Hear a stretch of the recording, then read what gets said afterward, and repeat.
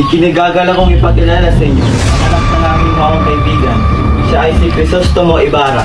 Ang ama ko nabuti. Sinakripisyo niya ang para sa akin at para sa bayan ko.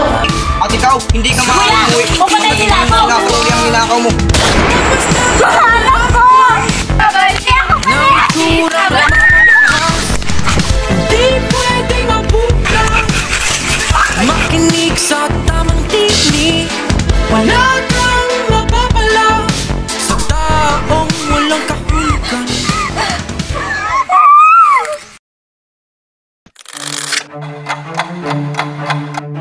Hay nako! Ang dami-daming tao! Ang iingay! Napakagulo!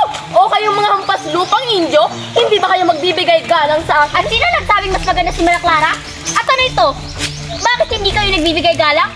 Ako ba'y hindi niyo nakikilala? Da? At bakit? Gusto mag-toast tayo? Hindi kita uruan! Pwede ba tumigil lang kayong dalawa? Para kayong At mga bata. bakit? Natamaan ka ba? Pipiliin na ibigin sasaya ka sa aking piling. Wala akong kakayahan na hindi ka isipin. Kung aking mamarapatin, wala na akong nanaisin kung hindi yung makasama ka. Kaya na sana dalawa. Mag-ingat ka, mahal kong Crisostomo. Mag-iingat ako para sa'yo, mahal ko.